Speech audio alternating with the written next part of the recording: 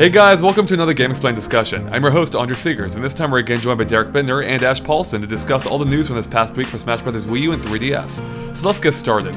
Alright guys, so this week was pretty interesting because it was bookended by two really awesome announcements, being two brand new stages for the Wii U version of Smash Bros. And then, there was some filler in between, but even those had a few few interesting details for the most part. Now we already did a whole discussion dedicated to the stage announced on Monday, being Mushroom Kingdom U, so we're gonna skip that. But if you want to watch that, make sure to click on the link in the description below. Otherwise, let's move on to Tuesday, and this time we get a confirmation that there will be trophies based on stages from the game. In this case, it's going to be Toritmer's Island, from the 3DS version. And this kind of harkens back to trophies that we saw in Smash Bros. Melee. So, yeah, I mean, it's kind of cool just to get another look at these trophies, I think. It's neat that they're making these little, little ones based on the stages. It kind of reminds me of the ones in Donkey Kong Country Returns. Yeah, it's just sort of cute. I mean, I really enjoyed those stage trophies back in Melee, and I kind of forgot that they didn't appear in Brawl. But no, I mean, it's cool to get a little smaller stage in here. You can learn a little bit about them. I'm always up for new trivia, so if I get to learn a little bit more about the stages themselves, I'm all for it. Yeah, I actually remember being disappointed that there weren't any stage trophies in Brawl like there were in Melee, so this is actually kind of a welcome reveal for me. I always enjoyed the stage trophies, and just kind of seeing the stages from, like a far zoomed out view, and just kind of, they're a fun addition to the game. So I assume the Wii U version will have them as well, and I'm glad they're being brought back. Yeah, I hope the Wii U version has it for sure. So let's move on to Wednesday, and we find out a few more details about the Boomerang, which we've already talked about in depth before, but now we actually have a better idea of how it works. And apparently, when you throw it, it comes back to you, of course, as everyone, figured. But what we didn't, I don't think what anyone would have guessed, is that it actually grows more powerful in attack power each time you throw it. So that's going to make it, it seems like they can make it a pretty dangerous weapon. Like, the more you throw it, the more powerful the thing gets. And I can see that being something you want to stay away from. Yeah, in that sense, it actually kind of reminds me of the red shell from Melee. Oh, that's a good one. But yeah, the red shell got more powerful the more you reflected it, say if you were using Fox or something. So it kind of reminds me of that. The other thing that stands out to me about this screenshot is that in every screenshot now that both female and male Wii Fit trainer have appeared in, the female Wii Fit trainer is usually getting one up on the male Wii Fit trainer. So I think Sakurai has a clear favorite here. Nothing wrong with that.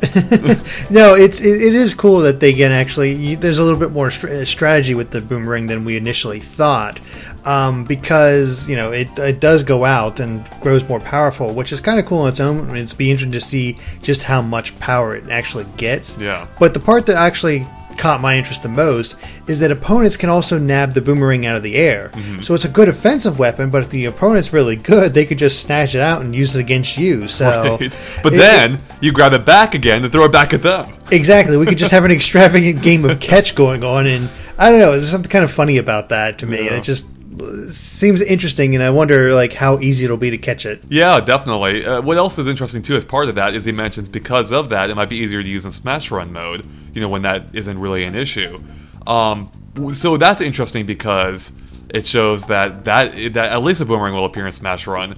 And I'm wondering if every item's going to appear there as well, or if it will just be a certain subset of items that appear in Smash Run. The other possibility is that there's equipable sets, and we already saw that the ray gun could be equipped into the little bits along with other abilities. So maybe the Boomerang is another one of those items that can be equipped, or like you said, they could just pop up in the actual fights. But as from what the little bit that we saw during the Direct, there was no indication of other items appearing, just the little trophies and stat increases. Right. So no indication of that yet. So if I had to guess, just based purely on what we've seen so far, it's probably an equipable item. So how do you think the thing's going to work exactly? Beyond what we know, do you think it's going to break after a certain amount of attacks? Or do you think it'll just maybe go flying off eventually and not come back to you? How are they going to limit how often this item works, if they do? What if it's just like a baseball bat and keeps working forever until it gets thrown out of the arena or something? Well, probably. Just in the chaos of battle, I imagine it's something that someone won't catch, and it'll just fly off screen eventually. So it may be that the power increases are so incremental that it doesn't get too overpowered too quickly. So I'm thinking maybe, just once you throw it and then no one catches it, when it, comes back to you, no one gets it, it just goes off screen and it's gone. I suppose it could just break eventually, but it seems like it just might be not caught before that. Well, that's a really good idea. I just wonder if it can work that way based on how he phrases it here, because he says, as you'd guess, it'll fly back in your hands after you throw it. Now, that could just be, you know, him just not being that specific, but it almost sounds like to me that it'll automatically, like, no matter where you are, it'll just come back to you. That's true. So if that's the case, I feel like it would have to break or have some other kind of limiting attribute, but... Yeah, I mean, it's sort of like how boomerangs have always been. The boomerangs will just come back to you no matter where you're at. So positioning plays a key role in how effective your boomerang use is. And, you know, obviously the boomerang's also in Mario Kart 8, so it could just work like there where you get 3 good throws out of it and then it breaks. That's true. I mean, that's something we talked about before, and that could still be the case. Moving on to Thursday's picture, we get a look at a returning feature of the Animal Crossing stage. I mean, I say returning in the sense that this is basically a new Smashville. And as part of that, we're getting Brewster coming back. And I had totally forgotten about this, but apparently he appeared in Brawl as well. I think he appeared when KK Slider did his song and dance. I can't remember, or just song. I can't remember for sure. But it doesn't seem to be the case here because it's, you know, daylight here and KK's always appeared at night. So it looks like he'll just, you know, maybe appear randomly this time. Either way, or however they do it, it does look like he'll appear on the left side of the arena, behind the rope, you know, behind the action basically. So as far as I can tell, he's still purely going to be a background detail, like just one of the spectators that watches. From the sidelines. Well, I believe this is the first time we've actually seen a different set of Animal Crossing villagers, or animals, in the background. So it does make me wonder, like, is it just, he's always using the same day? Or is there some other thing, prerequisite going on here that, determines when Brewster actually shows up? I mean, if there is, I guess it'd be timing based. But again, the fact that it's a day is kind of odd. I'm not entirely sure this is the first time we've seen a a different character in the background. I think we have seen a few changes before, but I'd have to go back to my analysis. I can't remember offhand, but I think we have seen slight changes, but nothing to this extreme for sure. I mean, he gets his own. He just opened an entire bar here, so an entire coffee shop. I'm happy to see him here. Brewster was always one of my favorite characters in Animal Crossing. I always thought he was particularly funny and just had a kind of a fun quality to him. So. And plus, I'm a huge coffee drinker myself, so that doesn't hurt. But no, I mean, I think this is kind of a fun little detail. It does seem like there could be a lot of small little variations to the Animal Crossing Wii U stage that, maybe we haven't seen yet, or maybe there aren't. But it just seems like there are a lot of small little details with regard to the characters going on. Maybe each time you load the stage. Yeah, that could be the case as well. Maybe it is just a random occurrence whenever you turn it on.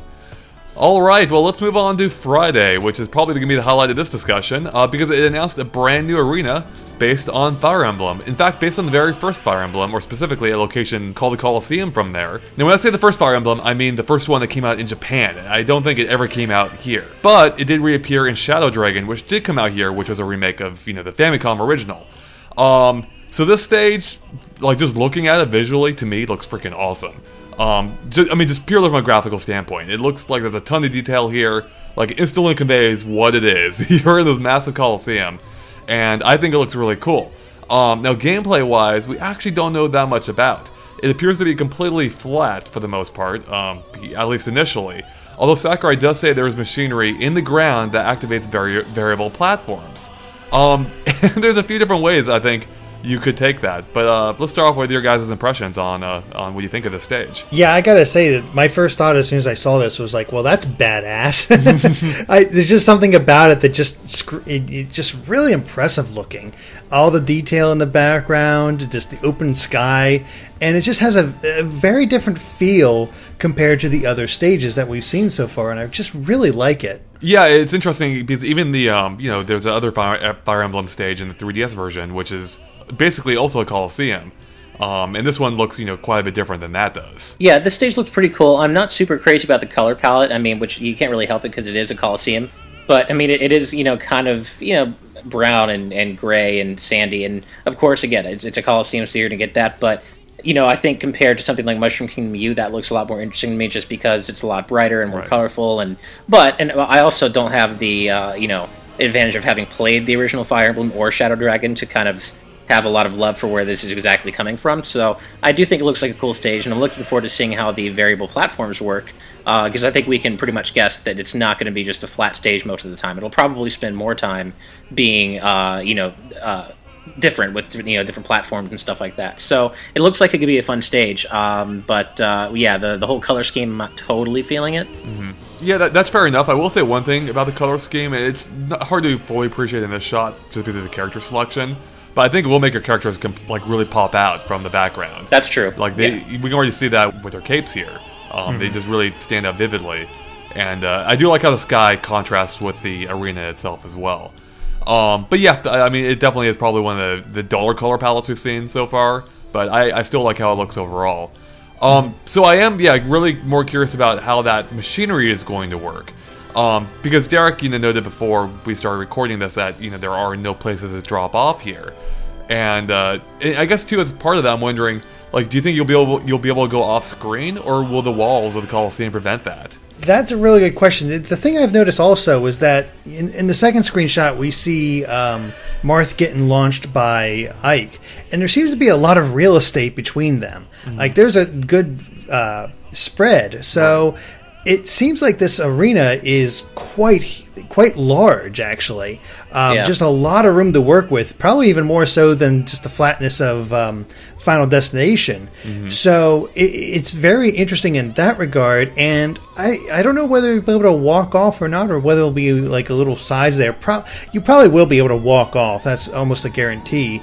But I wonder, because they're talking about the variable platforms, whether this is actually going to be played very similarly to Arena Ferox on the 3DS, where we have different things popping up, or they might do a little something different where the middle platform there that we see, there's a little bit of a raised section, and I wonder if it pulls back and has this larger thing pop out the bottom and sort of lift everybody up to the sky, so that it does become a hazardous thing to fall off and drop down to the bottom. Yeah, it's a good idea. I mean, at the least, I think it will expose holes you can fall in. I'm not quite sure how high those platforms will go, but I think just by them rising up, that could create, you could just drop down into them perhaps or something.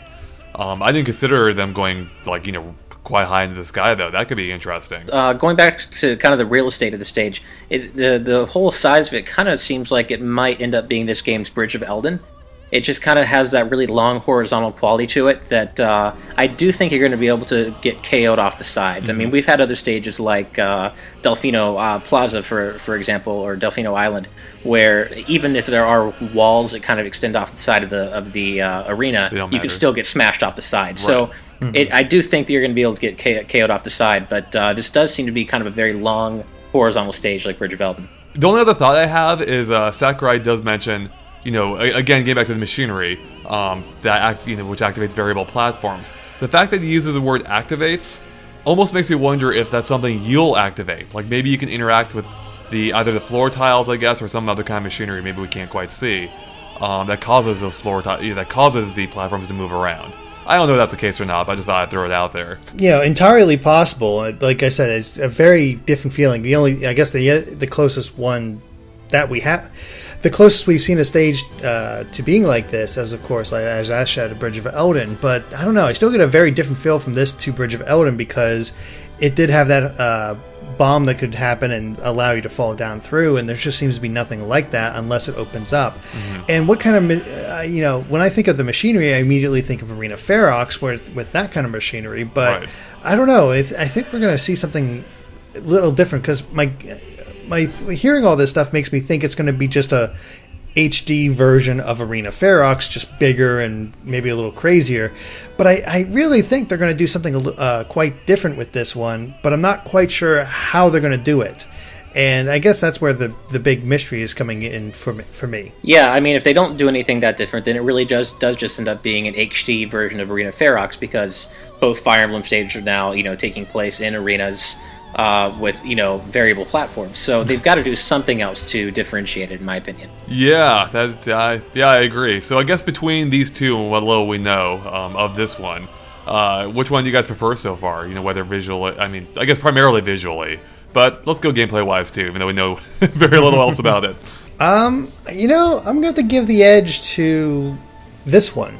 Mm-hmm. I like what I've seen so far of Arena Ferox. Of course, we've already said that it probably takes a lot after the Pokemon League stage, but I don't know. Like I said, I get such a interesting feeling from this one. I really like the look. I really it feels like epic, right? Exactly. It feels like these guys should be fighting here. It actually feels like a true arena, and I think that's what's really, lynching it for me. It was just, I really like this stage, and I can't, put my finger on it. Yeah, I'm gonna have to agree. Even if I'm not super crazy about the color palette of the actual Colosseum, this does feel more epic. I mean, looking at Arena Ferox again now, it seems very small and very compact, especially for something that's supposed to be, an arena. So, right. I kind of have to give the edge to this one too. But I need to know more about how the actual stage plays before I can really be sure of that. Well, unfortunately, that might be a while, Ash, because whereas Sakurai said on Monday's update that the Mushroom Kingdom U stage would be available at E3, he doesn't say the same thing here.